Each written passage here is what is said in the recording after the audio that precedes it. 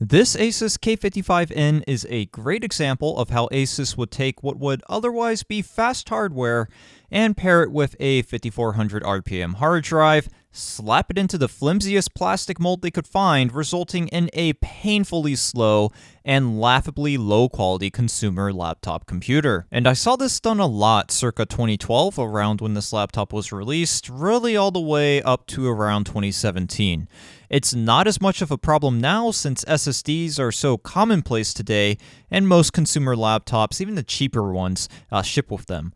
But man, is this a great reminder of how truly awful 5400 RPM hard drives made the user experience. Now, that being said, in this case, I don't really care because I picked up this K55N for $10 at a garage sale.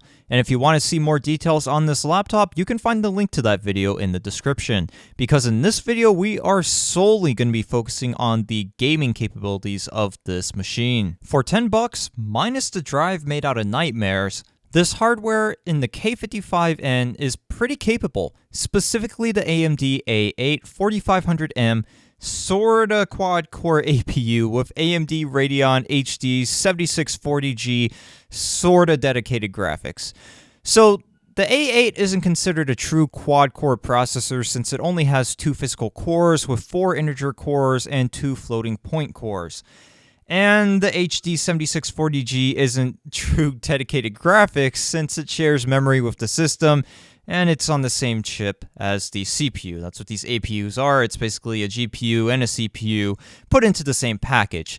Still, this is on the upper tier of machines that I've found at garage sales, as most of them usually have completely integrated graphics. So I started out with a handful of modernish benchmarks, which I didn't really expect much from, and the performance of this APU met my expectations.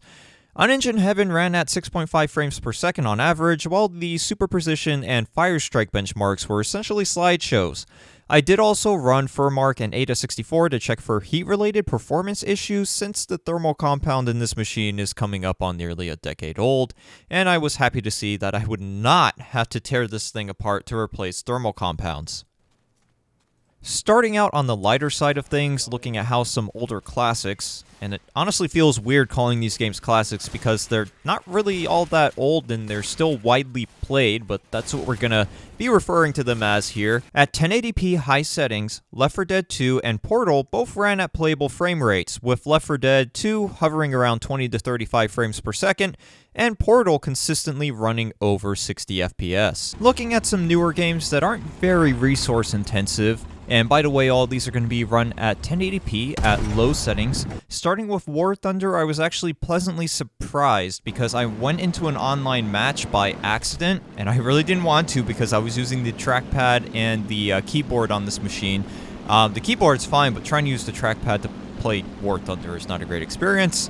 And I was surprised to see around 20 to 30 frames per second depending on what I was doing. Now, I actually ended up crashing in that match because I could not use the trackpad to play this game to save my life, but if I actually had a mouse, this would be 100% playable. When it came to Halo Reach, I could get around in the game and actually kind of play it, but it wasn't a pleasant experience because the game never went above 20 frames per second. And after a while, it started to give me a migraine. So it's one of those things that if you were really desperate and really want to play Halo Reach, you could get away with running it on this machine. But man, are you going to have one heck of a headache once you're finished with this game. Borderlands the pre-sequel was a similar story to Halo Reach. Sometimes we actually managed to get just about 25 frames per second, but for the most part the frame rate hovered right under 20 FPS. And personally, I think the art style of this game just makes it a little bit more playable at lower frame rates than Halo Reach. It makes me way less nauseous to play this game at lower frame rates, but still, this is really something I would only load on this machine and run if I was really desperate to play Borderlands the pre-sequel. For the most part, I did consider Minecraft to run well on this machine. It did have its moments where the frame rate dropped a little bit, mainly when it was trying to load chunks of the world. And that's a reoccurring theme you see with this laptop because, one, the hard drive is just so darn slow, that 5400 RPM traditional HDD that we have in this thing, and we're only using single channel memory on a system where the APU utilizes the system memory for graphics, so that's also slowing things down as well. And prepare yourselves now, because we're going to move back to some slideshows. So now we're going to look at some new-ish games that are a little bit more on the resource-intensive side, and we're going to start out with the least resource-intensive out of the three that I'm going to test here, and that is going to be Far Cry 3 Blood Dragon. Now, for all of these, I took the resolution and bumped it down to 1366 by 768 because they just were not having it at 1080p. I mean, it literally looked like I had PowerPoint open and I was just pushing the next button, going through screenshots of the game, so that's why we bumped the resolution down. And starting off with Far Cry 3 Blood Dragon, which, yes, I know it's a little dated, but it's still a great game, gameplay-wise and visual-wise. This laptop managed to hold a steady 20 frames per second during the opening mission of this game. Once again, we're kind of in the same category of Halo Reach and Borderlands, where the game is sort of playable, but once again, not really enjoyable to play. Even so, it was pretty impressive to see this game hold at 20 FPS with all the explosions and gunshots and helicopters flying around. So for a $10 laptop, definitely can't complain there. Now that I've actually gone back and looked at the footage again, I might have to correct myself here, because Grand Theft Auto 5 actually looks more playable than Far Cry 3 Blood Dragon. So this might have been the best running out of the three that we're testing here in this category.